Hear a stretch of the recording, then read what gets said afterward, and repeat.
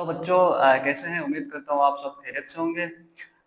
आज का lecture limiting reactant और नॉन लिमिटिंग रिएक्टेंट से रिलेटेड होगा। हम न्यू केमिस्ट्री के मैट्रिक 10 लेक्चर्स बना रहे हैं, तो बगैर टाइम ज़ाय किए लेक्चर शुरू करते हैं। Limiting reactants and non limiting reactants.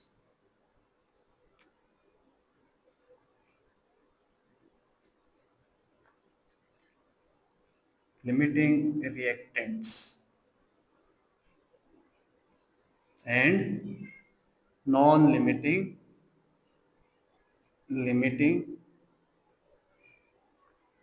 reactants।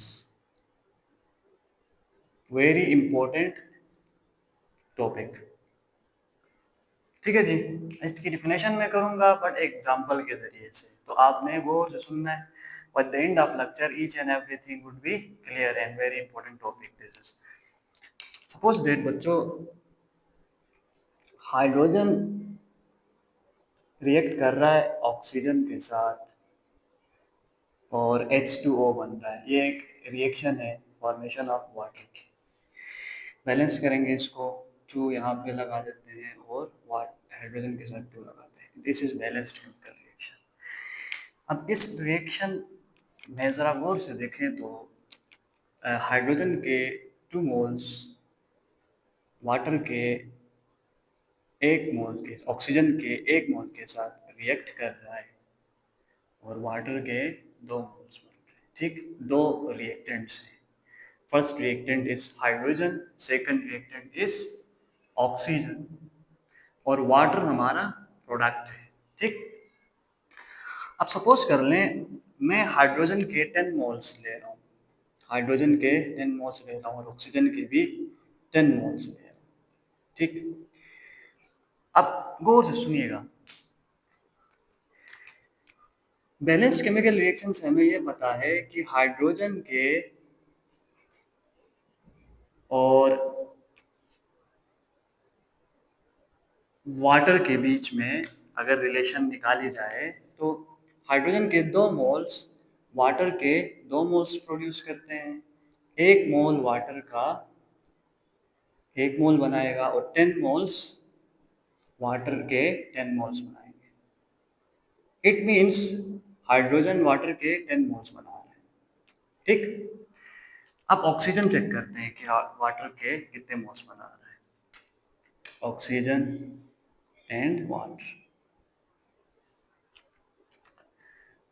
Reaction से हमें पता चल रहा है ऑक्सीजन का 1 मोल वाटर के 2 मोल्स बना रहा है और हमने ऑक्सीजन के 10 मोल्स लिए हुए हैं तो वाटर के 20 मोल्स बनेंगे। 10 multiplied by 2, the answer would be 20 moles। Okay, तो यहां से हमें पता चला हाइड्रोजन वाटर के, अगर हमें 10 मोल्स हाइड्रोजन ले लूं तो वाटर के 10 मोल्स बनते हैं। अगर 10 मोल्स ऑफ ऑक्सीजन रिएक्ट करे तो वाटर के 20 मोल्स बनते हैं। इट मीन्स हाइड्रोजन ऐसा रिएक्टेंट है जो प्रोडक्ट के कम मोल बना रहा है और ऑक्सीजन ऐसा प्रोडक्ट है जो ऑक्सीजन ऐसा रिएक्टेंट है जो प्रोडक्ट के ज़्यादा मोल्स बना रहा है। पहला पॉइंट हमें ये पता चला। अब आगे आगे मूव करते हैं और दूसरा पॉइंट समझते हैं। डिफिनेशन में बाद में करूँगा। अब दोनों रिएक्टेंट्स को मैं कंपेयर करा रहा हूँ, हाइड्रोजन और ऑक्सीजन। बैलेंस केमिकल रिएक्शन में ज़रा चेक करें तो 2 मोल्स ऑफ हाइड्रोजन रिएक्ट करते हैं 1 mole of oxygen. In another words, water के जो ना हाइड्रोजन के 2 मोल्स कंज्यूम होते हैं तो ऑक्सीजन का 1 मोल कंज्यूम होता है। अब अगर हाइड्रोजन के 1 मोल कंज्यूम हो तो ऑक्सीजन के हाफ मोल्स कंज्यूम होंगे। क्यों? क्योंकि यहाँ 1 बनाने के लिए दोनों साइडों पे 2 से डिवाइड करना पड़ेगा। एक्चुअल में हमने कितने मोल्स इस्तेमाल किए बच्चों? 10 मोल्स इस्तेमाल किए। अगर 10 मोल्स यूज हो तो दोनों साइडों पे 10 से मल्टीप्लाई कराना है हमने। तो 10 मोल्स यूज होने पे ऑक्सीजन के 5 मोल्स इस्तेमाल हो रहे हैं। इट मीन्स जो 10 मोल्स हमने इस्तेमाल किए थे हाइड्रोजन और ऑक्सीजन दोनों के लिए, जब रिएक्शन बढ़ती जाएगी और हाइड्रोजन के जब सारे मोल्स यानी 10 मोल्स कंज्यूम होंगे तो ऑक्सीजन के सिर्फ हाफ मोल्स कंज्यूम होंगे। इट मीन्स ऑक्सीजन के 5 मोल्स कंज्यूम होंगे। ठीक हो गई बात? और 5 मोल्स ऑक्सीजन के बाकी रह जाएंगे। तो मैं कह सकता हूं ना कि इस पर्टिकुलर रिएक्शन में जहां वाटर की फॉर्मेशन हो रही है, हाइड्रोजन के जितने मोल्स इस्तेमाल किए थे वो सारे के सारे कंज्यूम हो गए, यानी हाइड्रोजन पूरा का पूरा कंज्यूम हो गया और ऑक्सीजन जो है ना अनरिएक्टेड बच गया, मींस लेफ्ट अनरिएक्टेड। कितने मोल्स अनरिएक्टेड रह गए हैं? 5 मोल्स। तो इन दो एग्जांपल से या इन दो जो है ना स्टेप से दो पॉइंट्स मुझे हमें मिले कि दोनों रिएक्टेंट्स में से एक रिएक्टेंट ऐसा है जो पहली एग्जांपल में हमें पता चल रहा है, एक रिएक्टेंट ऐसा है जो प्रोडक्ट के कम मोल बना रहा है, यानी हाइड्रोजन 10 मोल बना रहा है, और दूसरा रिएक्टेंट प्रोडक्ट के ज्यादा मोल बना रहा है। सेकंड केस से हमें ये पता चल रहा है कि हाइड्रोजन यानी फर्स्ट रिएक्टेंट पूरा कंज्यूम हो रहा है और दूसरा रिएक्टेंट अनरिएक्टेड पीछे बच रहा है, यानी ऑक्सीजन 10 इस्तेमाल किए थे, 5 मोल्स बच गए। अब डिफिनेशन की तरफ आते हैं। ऐसा रिएक्टेंट जो रिएक्शन के एंड पे पूरा पूरा कंज्यूम हो चुका हो उसको कहते हैं लिमिटिंग रिएक्टेंट, यानी इस रिएक्शन में हाइड्रोजन लिमिटिंग रिएक्टेंट है। क्यों? क्योंकि 10 के 10 मोल्स कंज्यूम हो जाते हैं उसके। और अनदर डेफिनेशन लिमिटिंग रिएक्टेंट की, ऐसा रिएक्टेंट जो प्रोडक्ट के कम मोल्स बनाता हो, लीस्ट मोल्स बनाता हो, यानी आप देख सकते हैं हाइड्रोजन प्रोडक्ट के 10 मोल बना रहा था वाटर के और ऑक्सीजन 20 मोल्स बना रहा था, तो हाइड्रोजन हमारा लिमिटिंग रिएक्टेंट हो गया। तो लिमिटिंग रिएक्टेंट की डिफिनेशन में कैसे कर सकता हूँ? दो डिफिनेशन हम कर सकते हैं बच्चों। लिमिटिंग रिएक्टेंट की डिफिनेशन में कर रहा हूँ, a reactant that consumes that completely consumes पूरा का पूरा completely consumes uh, at the end of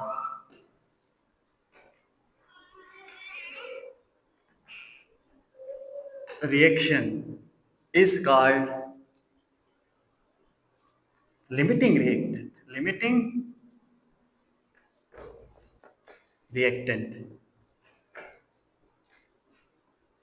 और इसकी सेकंड डिफिनेशन बच्चों, a reactant that produces least कहते हैं कम को, least moles of a product is called limiting reactant। I hope limiting reactant clear है बच्चों। और नॉन लिमिटिंग रिएक्टेंट की डिफिनेशन कैसे कर सकते हैं हम लोग? नॉन लिमिटिंग रिएक्टेंट की डिफिनेशन करेंगे, the reactant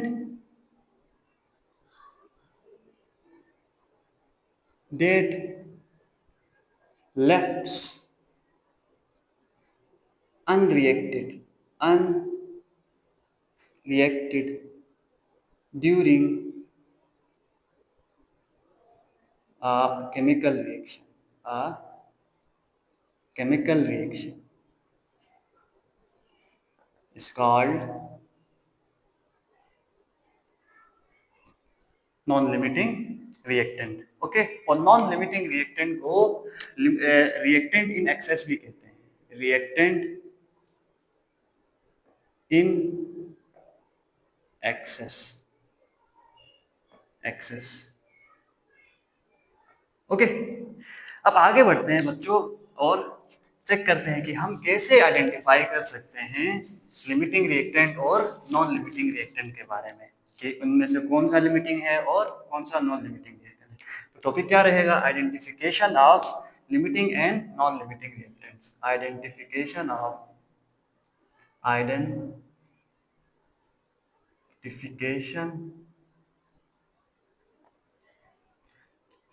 of limiting reactants and non-limiting reactants. Okay. Identification हम सीख चुके हैं। अगर प्रीवियस एग्जांपल किसी बच्चे को समझ में आई हो, जो कि आई होप कि समझ में आ गई है, तो आइडेंटिफिकेशन बहुत ईजी है। मिसाल के तौर पर ऐसा रिएक्टेंट, दो रिएक्टेंट्स के बीच किसी भी केमिकल रिएक्शन में होंगे, ऐसा रिएक्टेंट जो प्रोडक्ट के कम मोल्स बनाता हो, लीस्ट मोल्स बनाता हो, वो लिमिटिंग रिएक्टेंट है, और जो ज्यादा मोल्स बनाता हो वो नॉन लिमिटिंग रिएक्टेंट है। Simple is this. ओके, तो मैं लिख सकता हूं reactant producing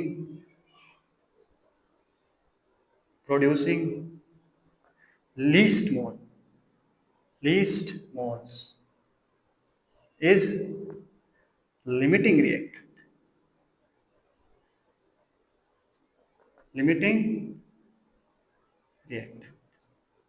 ओके, और नॉन लिमिटिंग रिएक्टेंट ऑपोजिट है बच्चों इसका। ठीक है, नॉन लिमिटिंग रिएक्टेंट का क्या होगा? Reactant producing more moles।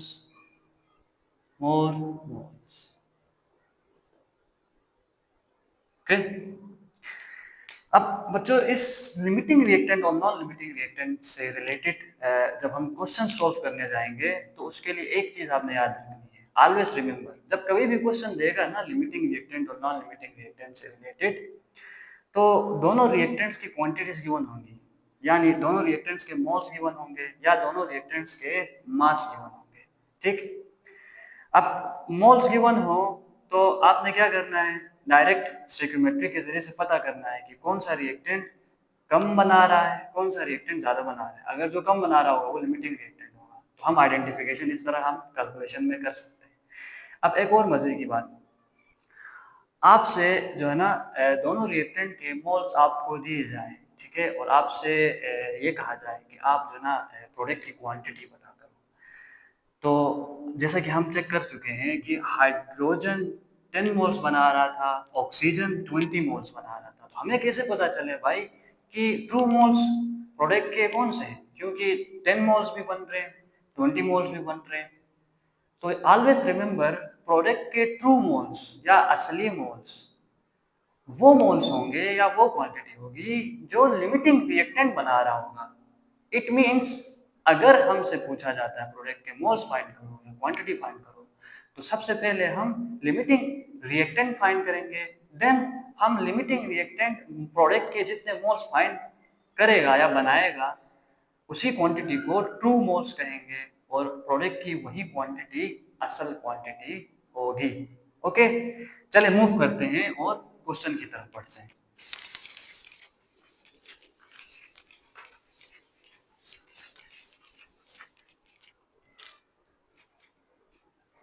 Concept assessment exercise करते हैं लिमिटिंग रिएक्टेंट और नॉन लिमिटिंग रिएक्टेंट से रिलेटेड। और फर्स्ट क्वेश्चन है बच्चों, magnesium metal reacts with sulphur to produce magnesium sulphate. ये कंसेप्ट असेसमेंट एक्सरसाइज 3.5 है। Concept assessment exercise 3.5 important question है बच्चों ये। Magnesium metal reacts with sulphur to produce magnesium sulphate. It means magnesium react कर रहा है सल्फर के साथ और मैग्नीशियम सल्फेट बन रहा है। Okay, how many grams of magnesium sulphate can be made from, actually mass पूछ रहा है इसका, मास मींस क्वांटिटी। ओके, हम क्या करेंगे, हम जो है ना इसके मोल्स फाइंड करेंगे प्रोडक्ट के, देन मास में कन्वर्ट करेंगे। मास हमसे पूछ रहा है और आगे जो है ना रिएक्टेंट की क्वांटिटीज दी गई है। Can how many grams of magnesium sulphide can be made from 1.5 gram of Mg and 1.5 gram of sulphur. तो मैग्नीशियम का भी 1.5 ग्राम गिवन है और सल्फर का भी 1.5 ग्राम गिवन है। ओके, और हमने इसका मास पता करना है। ठीक है, मैं आपको बता चुका हूं बच्चों कि रिएक्ट दोनों रिएक्टेंट्स की क्वांटिटीज गिवन है। तो अब हम क्या करेंगे, पहले पता करेंगे कि कौन सा लिमिटिंग रिएक्टेंट है, और लिमिटिंग रिएक्टेंट प्रोडक्ट के जितने मोल्स बना रहा होगा वही ट्रू मोल्स होंगे, और उन्हीं मोल्स को हम मास में कन्वर्ट करेंगे तो मैग्नीशियम सल्फेट का मास मिल जाएगा। देखिए बच्चों, स्टेप्स वही हैं। सबसे पहले मास को कन्वर्ट करेंगे मोल्स में। स्टोइकियोमेट्री के स्टेप्स में लेक्चर 2 में बता चुका हूँ इस चैप्टर के, तो जिस बच्चे ने नहीं देखा जाके आप देख सकते हैं। फर्स्ट मास को कन्वर्ट करेंगे मोल्स में, तो मोल्स ऑफ Mg फाइंड करेंगे, जो कि मास डिवाइडेड बाय Mg का मोलर मास 24 होता है। इसी तरह मोल्स ऑफ सल्फर पता करेंगे, जो कि मास डिवाइडेड बाय सल्फर का मोलर मास 32 होता है। ओके, कैलकुलेट करते हैं मास moles. 1.5 divided by 24, answer would be 0.0625 moles। और सल्फर के लिए 1.5 डिवाइडेड बाय 32, 0.0468 मोल्स हम फाइंड कर चुके हैं। अब बैलेंस्ड केमिकल रिएक्शन लिखेंगे। जो ही मोल्स फाइंड करते हैं हम बैलेंस्ड केमिकल रिएक्शन लिखते हैं। पेपर्स में आप इस तरह करोगे। बैलेंस्ड केमिकल रिएक्शन ये रही बच्चों, Mg plus sulphur gives me magnesium sulphide. Okay, अब सल्फाइड गौर से देखें तो सल्फर के मैग्नीशियम के 0.0625 मोल्स बने हैं और सल्फर के 0.0468 मोल्स बने हैं। ठीक है, बैलेंस केमिकल रिएक्शन से क्लियर हो रहा है कि मैग्नीशियम का एक मोल मैग्नीशियम सल्फाइड का एक मोल बना रहा है, तो 0.0625 मोल्स बनाएंगे, 0.0625 मोल्स। ओके, तो हमें पता चल गया मैग्नीशियम कितना मोल बना रहा है, 0.0625। द सेम वे सल्फर का एक मोल मैग्नीशियम का एक मोल बना रहा है, और एक्चुअल में सल्फर के 0.068 मोल्स रिएक्ट कर रहे हैं, क्योंकि हम फाइंड कर चुके हैं दिस वे। तो इसके भी 0.0468 मोल्स बनेंगे। बच्चों आप देख सकते हैं कौन सा रिएक्टेंट कम मोल बना रहा है। ऑब्वियस सी बात है, सल्फर कम मोल्स बना रहा है, 0.0468 मोल्स। ओके, तो इट मींस सल्फर हमारा लिमिटिंग रिएक्टेंट है। सल्फर हमारा लिमिटिंग रिएक्टेंट है, और हम कह सकते हैं कि प्रोडक्ट के असली मोल्स या ट्रू मोल्स 0.0468 हैं। ऊपर वाले ट्रू मोल्स नहीं होंगे। As sulphur produces least moles of MgS, therefore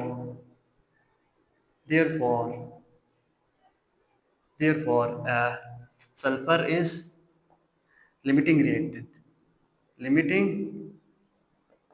reactant. Hence moles of MgS produced कितने मोल्स होंगे बच्चों, 0.0468, दिस इज 6। ओके, अब मास अगर फाइंड करना है तो मोल्स को मोलर मास से मल्टीप्लाई कराएंगे, 0.0468 multiplied by molar mass of MgS 24 plus 32, it would be 56। 24 plus 32 56 multiply करा दें 0.0468 multiplied by 56. So the answer would be 2.6208 grams. इस तरह आप क्या कर सकते हैं, लिमिटिंग रिएक्टेंट और नॉन लिमिटिंग रिएक्टेंट के कंसेप्ट को इस्तेमाल करते हुए प्रोडक्ट की असली क्वांटिटी आप पता कर सकते हैं। आई होप लेक्चर क्लियर है। तो आज के लिए इतना काफ़ी है। अगले लेक्चर में इंशाल्लाह एक्चुअल लीड और थ्योरेटिकल लीड के बारे में डिस्कस करेंगे।